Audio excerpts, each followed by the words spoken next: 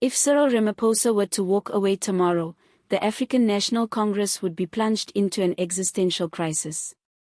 Imagine the drama: key factions scrambling, policy direction lost, and a party already on thin ice getting pushed to the brink. That is the scale of headache that Ramaphosa's exit would bring for the ANC, and why every watcher of South African politics should stay glued to developments. Ramaphosa has been the anchor, shaky though it has often been, of a faltering ANC. When the 2024 election stripped the ANC of its outright majority, a blow it had never taken in post-apartheid history, the party was forced into a coalition with rivals, hoping to preserve power despite weakened legitimacy. In that context, his presence still offers a bridge between competing factions, a semblance of continuity, and a figure everyone expects to rally around, even if grudgingly. Remove him, and the ANC loses that glue. The party would face immediate battles over leadership: who controls the levers of power in the National Executive Committee, who inherits Ramaphosa's loyalists, who wins over provinces, and who appeases or co-opts the Radical Economic Transformation faction, RET, which has repeatedly accused Ramaphosa of favoring business and deviating from core ANC economic doctrine. The fragile coalition that Ramaphosa managed to maintain would splinter.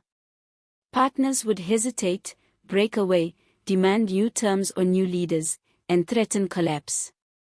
On top of that, much of Ramaphosa's authority has come from his personal brand, his reputation, his role in navigating internal corruption fights, and his perceived ability to mediate. Without him, the party would need someone who could simultaneously quell internal rebellions and project competence externally. Many provinces and branches are already factionalized. When the central figure exits, those rivalries often become open warfare. Think of provincial battles for control of resources, patronage networks, and influence over state-owned enterprises. Critics would pounce immediately. The ANC's long slide, once a party of liberation, now challenged by corruption scandals, governance failures, rolling power blackouts, and weak economic growth, would be underscored by the image of collapse. In fact, analysts have already been discussing the party's decline for years. Removal of its highest-profile leader would add existential weight to those critiques. Opponents would argue the party is hollow, held together by nostalgia rather than competence. And while the ANC may try to spin the transition as orderly, the vacuum of power rarely allows calm. Every minister, every provincial premier, every ally would seek to reposition. Coalition partners would accept nothing less than renegotiation. Some might walk away entirely. The Government of National Unity, already unstable and operating in crisis mode, would teeter on collapse. The margins are slim: one defection or withdrawal could bring the whole structure down. International investors and ordinary citizens would fear chaos.